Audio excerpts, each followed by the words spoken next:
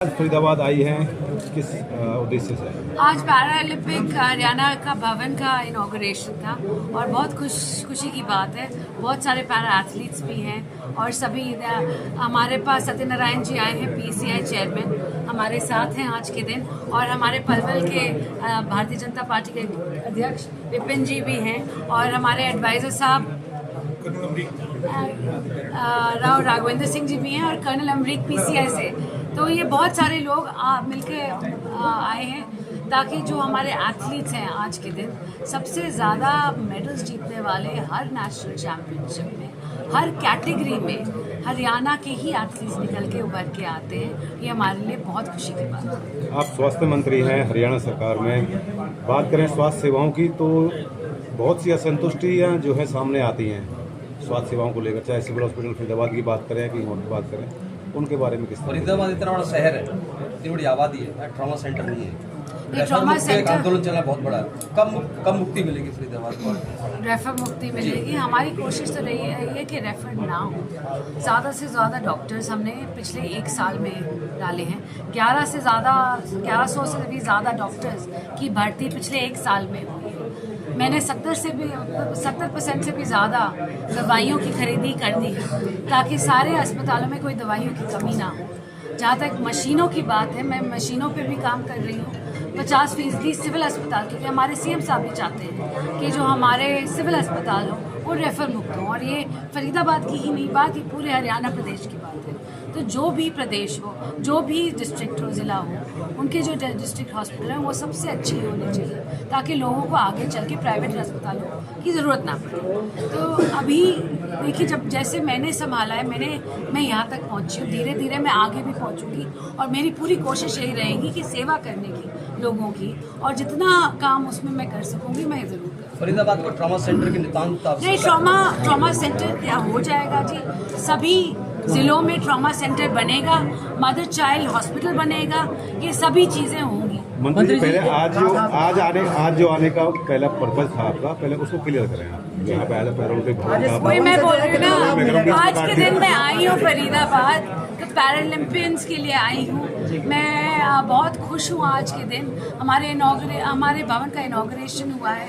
हमें हमेशा ज़रूरत पड़ती है कि हम ऑफिस कहाँ खोलें, और बहुत वक्त से पैरालंपिक एसोसिएशन हरियाणा को ये मांग थी कि हमें ऑफिस दो, हमें कुछ कमरे चाहिए जहाँ से हम ऑपरेट कर सकें। क्योंकि देखो, आने वाले वक्त में हमने पहले से ही दिखा रखा है कि हमारा एथलीट्स कितने अच्छा काम कर रहे हैं, मगर एक जगह अगर हम भी इस्टेब्लिश हो जाएं तो उनको भी मालूम हो कि कल के ये अगर बच्चे आना चाहें, आगे बढ़ना चाहें, तो वो कहाँ आके रजिस्टर कर सकते हैं।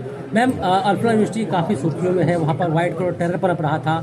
किसकी कमी मानती है कि इतने बड़ा यहाँ पर आतंकी रहे और जमा यहाँ विस्फोटक? एक तो मैं बता दूं, अल्फा यूनिवर्सिटी को मान्यता 2014 से पहले मिली थी यूनिवर्सिटी के तौर पे। जहाँ तक मेडिकल कॉलेज का बात है, वो आता है हायर एजुकेशन की तरफ, मेडिकल एजुकेशन में नहीं आता है, जैसे आपको मालूम होना चाहिए इस बात का।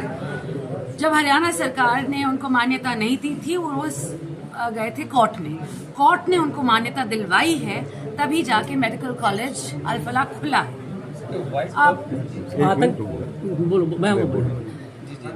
अब आज के दिन देखिए, आज के दिन टेरर सेल जो वहाँ पे पनप रहे थे वो उभर के आ रहे हैं, और ये बहुत ही दुखनाक बात है कि ऐसी चीज़ें डॉक्टर कर रहे हैं जो लोगों की सेवा करना चाहिए, वहाँ पे आतंक फैला रहे हैं। तो इनसे सख्त से सख्त कार्रवाई जरूर हो। जो छात्र उसमें पढ़ रहे थे, उनके अभिभावक अब थोड़ा चिंता में है कि उनके बच्चों का भविष्य क्या होगा। देखिए जी, सब चीज़ में टाइम लगेगा, हमें भी पता करना पड़ेगा कि कितने सेल हैं और कौन कौन लोग इन सेलों से साथ हैं, इन सेल्स के। तो उसके बाद हम ये कदम ले सकेंगे कि आगे करना क्या चाहिए। बिहार में व्हाइट कॉलर टेरर जो हो रहा है, ये कितनी बड़ी चिंता है इसमें, क्योंकि नया कंसेप्ट आया है, नई इस तरह की परंपरा। देखिए, मैं नहीं समझती, जनरली मैं बोलूँ कि एजुकेटेड लोग इस तरफ जाते नहीं हैं। तो अगर एजुकेटेड लोग यहाँ पे जाने लगे हैं तो कोई कारणवश होगा, या उनकी पहले की सीख होगी, या पारिवारिक सीख होगी, मुझे नहीं मालूम। मगर ये ज़रूर है कि अगर वाइट कॉलर क्राइम्स ऐसे तरफ बढ़ने लगे तो हमारे लिए अच्छा नहीं है। तो हमें इस पर ज़्यादा हमें अपनी नज़र रखनी खुफिया क्या नाम एजेंसी है आपका? मेरा नाम रेवांश हदलखा है। कौन से गेम को रिप्रेजेंट करते हैं आप? मैं स्विमिंग में, पैरा स्विमिंग में बेसिकली हरियाणा को रिप्रेजेंट करता हूँ। क्या अचीवमेंट्स रही हैं अभी तक आप बताएं? मैंने पैरा स्विमिंग में 9 national gold medals and 2 national bronze medals and 1 silver medal जीता है स्विमिंग में अभी तक। And I am also the best swimmer of India, given this title in the 24th para national swimming championship 2024। तो 2025 and 2024 का मैं best swimmer हूँ। And इसी के साथ साथ मैं साइबर सिक्योरिटी में भी रहता हूँ। आज इस भवन का उद्घाटन हुआ है, इससे कितना लाभ होगा पैरालंपिक खिलाड़ियों के लिए? जी, मैं ये समझता हूँ कि ये जो भवन है ये एक एपिसेंटर बनेगा, ये न्यूक्लियस बनेगा हरियाणा के लिए पैरा स्पोर्ट्स का, जहाँ से हमें सपोर्ट, हमें निर्देशन, हमें गाइडेंस की जो ज़रूरत थी, जो अलग अलग जगह पे स्कैटर्ड थी लेकिन वो स्कैटर्ड थी, तो उसे एक सेंटर्ड प्लेस मिली है कि वो एक प्रॉपर निर्देशन में, एक प्रॉपर कोलैबोरेशन के साथ, जिसमें हमारे director sir, deputy director sir और मैम का सपोर्ट रहेगा, तो सब साथ में मिलकर काम कर पाएंगे। उसके लिए सेंटर एक बहुत ही अच्छी नींव रखता है एंड ये हमें बहुत ज़्यादा सपोर्ट करेगा। हरियाणा सरकार की तरफ से क्या कितनी सहायता मिलती है आप लोगों को, क्या क्या मिलता है? सर, सपोर्ट हरियाणा सरकार की तरफ से में फुल रहता है एंड ज्योति सर, हमारे गिरिराज सर, जो हमारी हरियाणा पैरा स्पोर्ट्स एसोसिएशन है, उन्होंने जो हमें दिया है वो सिर्फ जो सपोर्ट आर्थिक रूप से रहता है या जो सपोर्ट मिनिमल रहता है वो नहीं है, उन्होंने हमें जीने का एक नया तरीका दिया है।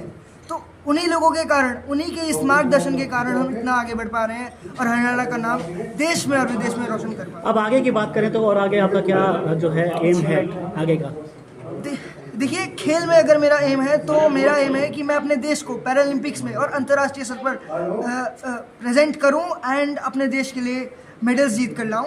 एंड अगर बात करें कि लाइफ में मेरा जो गोल है, तो वो गोल है कि मुझे अपने जैसे बच्चों के लिए, अपनी स्पेशली एबल्ड कम्युनिटी के लिए काम करना है। एंड अभी भी मैं काम कर रहा हूँ, मैं ट्राई कर रहा हूँ to prove that we are not disabled, we are specially abled and we have the strength to convert adversities into opportunities. उन बच्चों को क्या कहना चाहेंगे जो डिसेबल होते हैं और उनका मनोबल टूट जाता है कि हम कुछ नहीं कर पाएंगे, आपने इतनी बड़ी अचीवमेंट प्राप्त की है?